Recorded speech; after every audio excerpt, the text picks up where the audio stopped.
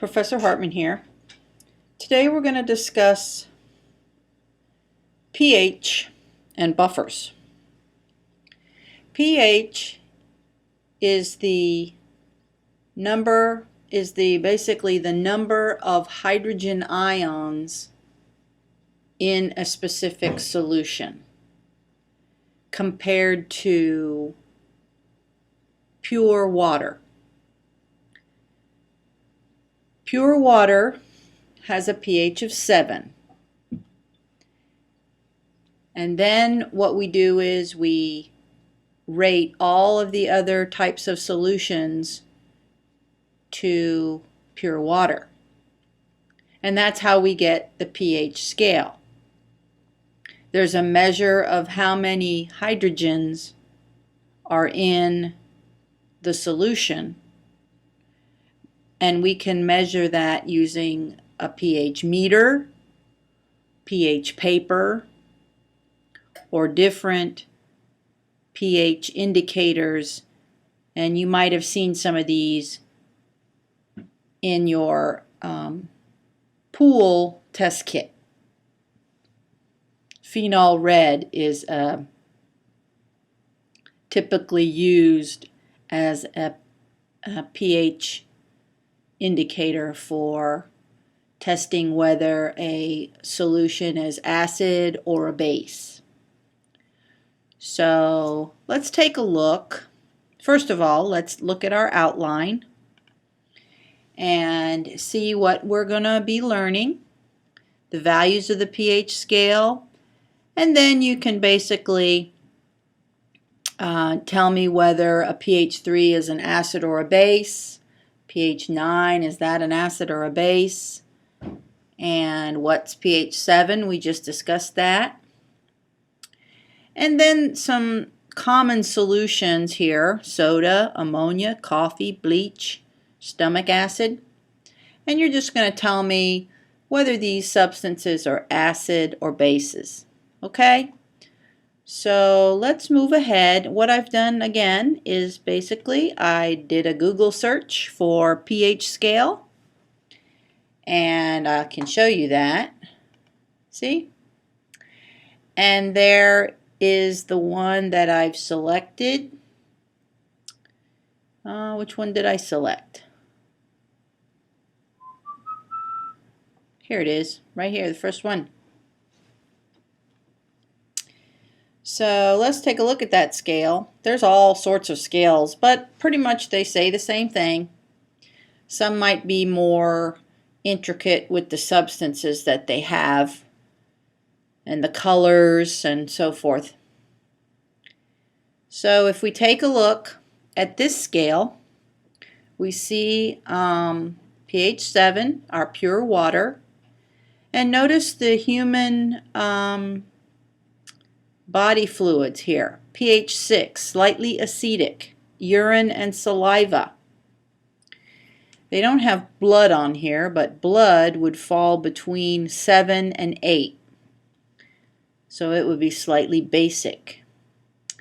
You see coffee and drinking water, and then we get more acidic as the pH number is the pH number value is smaller.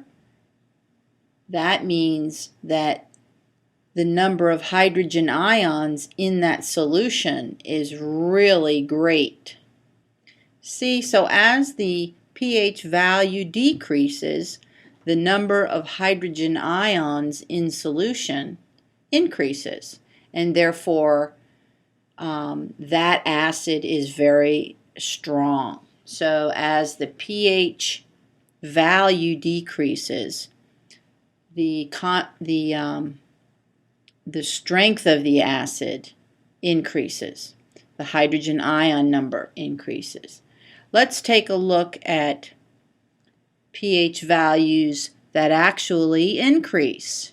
What's happening here? Well, we are having a reduction of the hydrogen ion concentration, but we are having an increase in the hydroxide ion concentration, the OH group.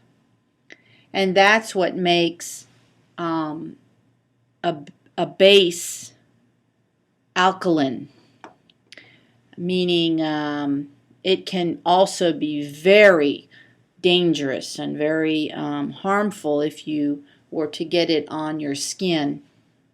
So as we look at these large pH numbers, pH 13, pH 14, pH 12, even pH 11, these things can be dangerous to living cells.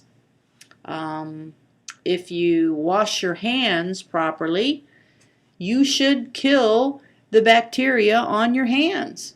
Shouldn't need to have any of these hand sanitizers. Soapy water will kill living things on your hands. So just make sure you wash with soapy water and your skin should be clean.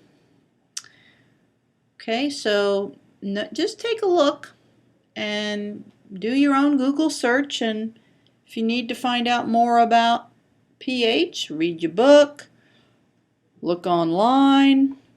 There's all sorts of information that will help you understand pH. Let's take a look at buffers. Let's go ahead and do a Google search for buffers. pH buffers. Now basically what that is, see, you can see there's a lot of stuff here. Here's one, pH buffers in the blood. That's basically what I want you to do.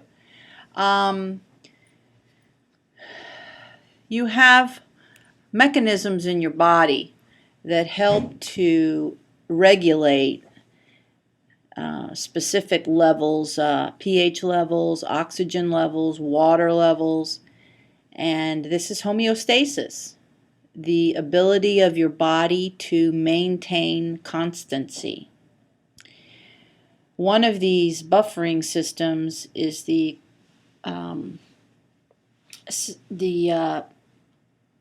system that helps to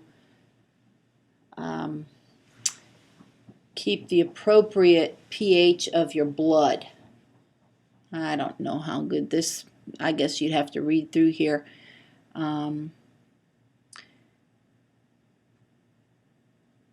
Here it is, carbonic acid bicarbonate buffer in the blood. That's what basically is happening, is when you breathe and when you take in oxygen and different gas levels are regulated in your blood, along with your H2O, your water, and then your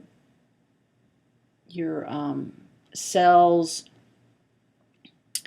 They have waste gas, carbon dioxide, and all of this stuff causes your blood to either be more acidic or more basic. And what happens is that this carbonate helps to regulate the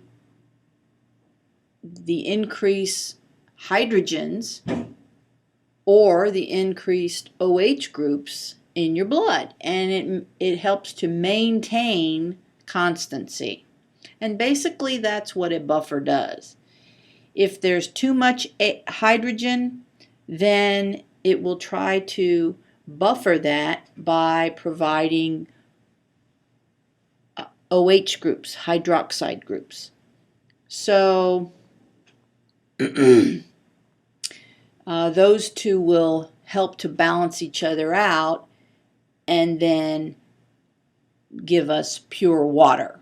So it's a whole back and forth chemical reaction that occurs in your blood, and this is something that your homeostatic mechanisms. This does this without you even thinking about it. It's just another amazing thing that our body does. It's one of the properties of life, that we are able to balance specific chemicals and specific gases and to maintain life. If these were out of balance, we would have some severe problems. So, hope you all have a wonderful day. And that is your lesson on pH and buffers.